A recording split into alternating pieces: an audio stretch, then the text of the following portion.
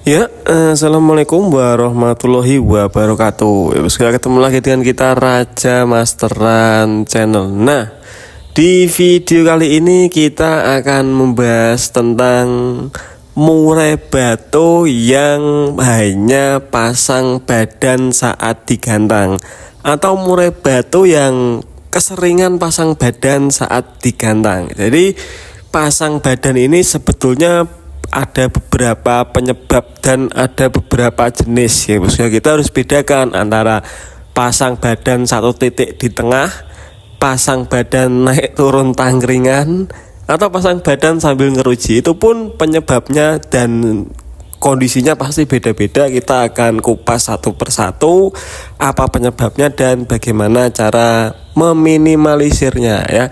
Simak sampai akhir, jangan di skip bosku.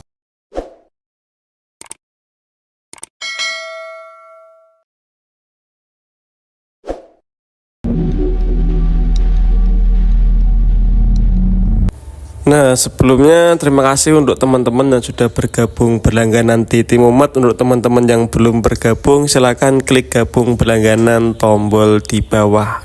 Oke.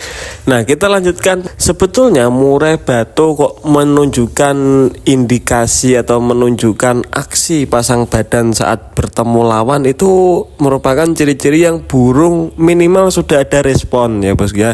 Nggak matung, nggak pelongak-pelongok, tapi ada greget lah, tetapi masih tertahan atau masih belum dilampiaskan. Nah, pasang badan sendiri itu ada beberapa jenis ya menurut saya. Pasang badan anteng satu titik di tengah, pasang badan sambil naik turun tangkringan atas tangkringan bawah, terus muter lagi naik lagi ke tangkringan atas turun lagi ke tangkringan bawah, atau pasang badan yang gerasak gerusuk ya. Pasang badan geser ke kiri, geser ke kanan, terus ngeruji, balik lagi, geser lagi, turun, ngeruji lagi, balik lagi. Nah, itu beda-beda penanganannya karena sebabnya pun, kondisinya pun berbeda-beda. Kita bahas yang pertama dulu tentang burung murai batu yang saat kita gantang, saat ketemu lawan itu pasang badan hanya satu titik, tegak, anteng, nggak geser ya bosku ya. Sekalipun geser dikit aja lah.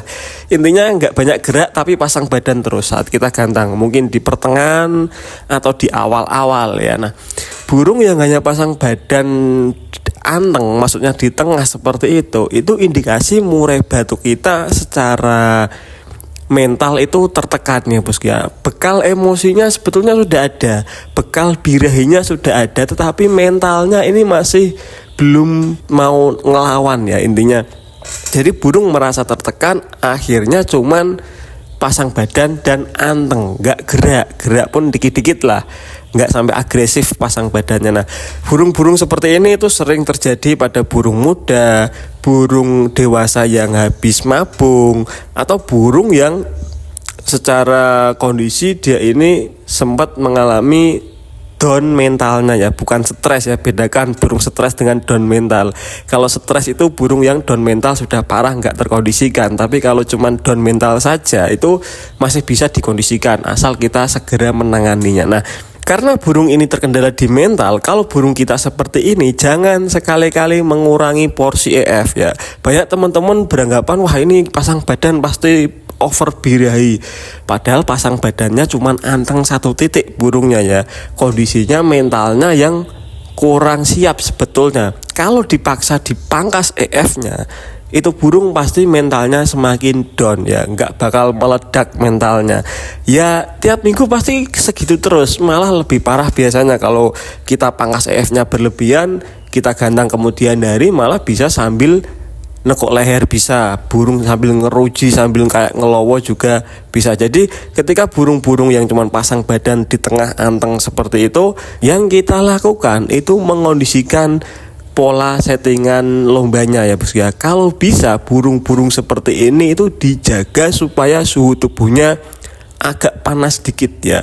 Dengan cara gimana? Kita jangan memandikan terlalu mepet dengan jadwal lomba. Misal kita main hari Minggu siang jam 2, kita coba misal kemarin itu settingannya mandinya Minggu sebelum berangkat, kita mundurkan mandinya, coba mandinya di hari Minggu pagi. Kalau dimandikan hari Minggu pagi masih seperti itu, coba mandinya agak mundur lagi, mungkin di hari Sabtu sore.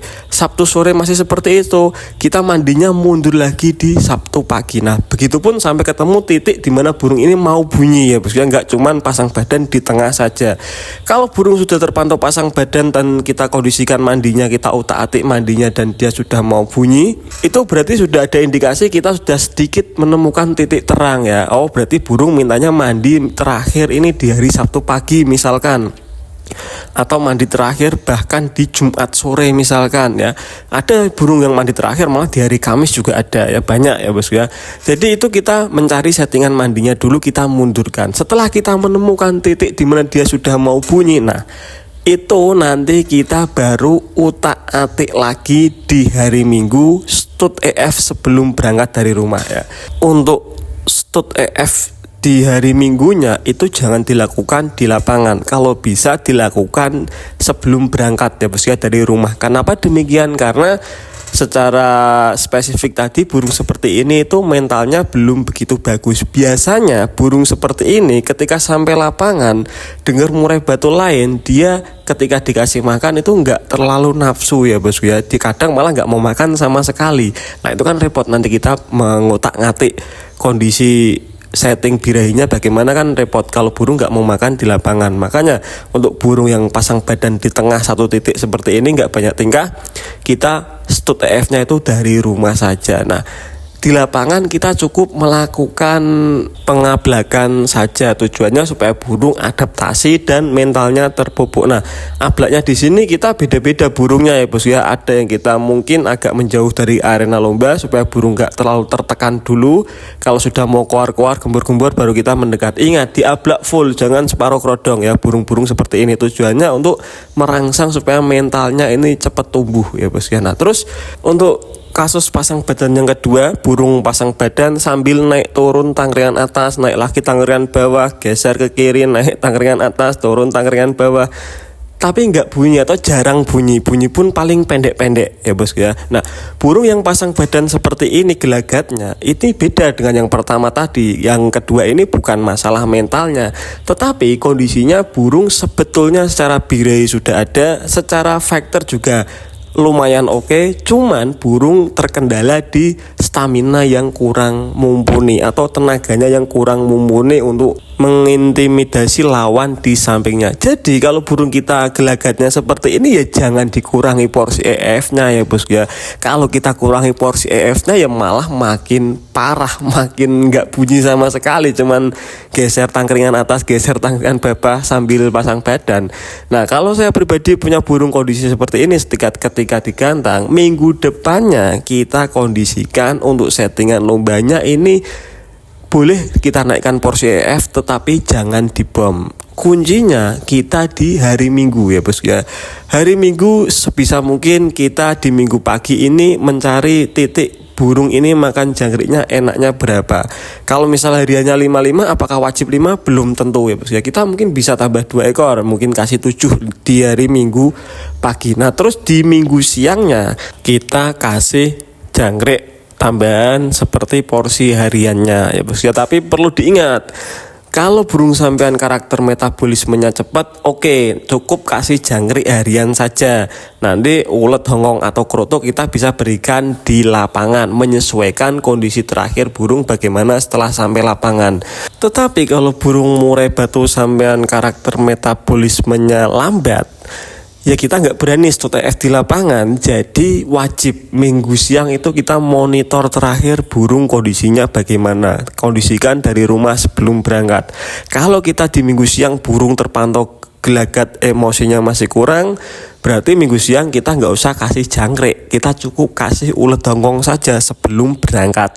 Untuk porsinya bisa diset dari yang terendah ulet hongkongnya. Mungkin pertama kita cari-cari settingan, coba kasih ulet hongkong 2, kalau kurang maksimal minggu depan kasih 3, kalau kurang maksimal lagi, kurang kenceng lagi, kasih 5. Nah itu dicari supaya burung sesuai dengan kebutuhan dia ya bos ya. Intinya kalau seperti ini biasanya kalau burung metabolisme lambat kita lebih sarankan stud ulet hongkong dari rumah. Kenapa saya nggak menyarankan stut kroto? Karena biasanya burung-burung metabolisme lambat kalau kena kroto birahinya itu naik, tetapi faktornya nggak naik-naik ya bos ya, karena burung metabolismenya lambat, responnya pun juga biasanya agak lambat. Nah, terus untuk di lapangan nanti burung-burung seperti ini cukup melakukan pengablakan saja sebentar. Tujuannya supaya burung ini adaptasi, mentalnya siaga. Jadi pas kita gantang ketemu lawan burung nggak kaget. Nah, terus kasus yang ketiga, burung pasang badan sambil ngeruji. Biasanya burung seperti ini masih bunyi sesekali nembak-nembak ya bos ya, tapi nakal mainnya. Ngeruji ke pojok atas rata-rata kasusnya ya. Terus pasang badan lagi, naik turun tangkringan, ngeruji lagi, bunyi, pasang badan lagi. Nah, kalau burung sampean pasang badan sambil banyak tingkah seperti ini, yang terjadi sebetulnya beda dengan yang pertama dan kedua. Kalau yang pertama mentalnya, yang kedua staminanya, yang ketiga ini terlalu tinggi birahi dan emosinya. Nah, kalau untuk kasus yang ketiga ini kita setuju kalau kita harus kurangi porsi EF-nya, karena burung-burung seperti ini bawaan karakternya rata-rata burung yang birahinya gampang naik, faktornya tinggi. Jadi rata-rata kasusnya staminanya itu nggak bisa ngimbangi birahinya dan emosinya. Burung yang seperti ini itu burung metabolisme cepat ya bosku ya. Nah, karena kondisinya seperti ini wajib kita kurangi porsi EF-nya di settingan lomba, jangan terlalu berlebihan.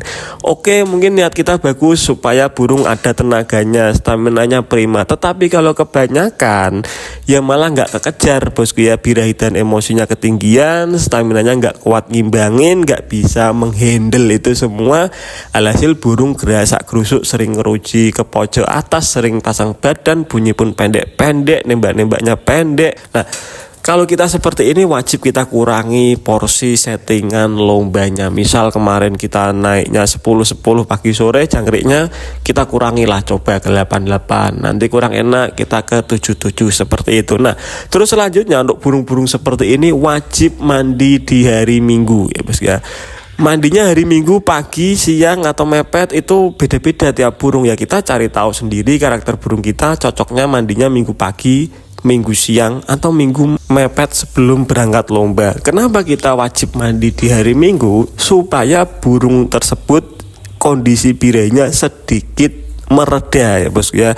Nah, tingkat ketinggian birahi atau tingkat ke over birahian burung kita itu kan beda-beda ya. Ada yang tinggi banget, gampang sekali naik. Nah, kita mandinya wajib mepet.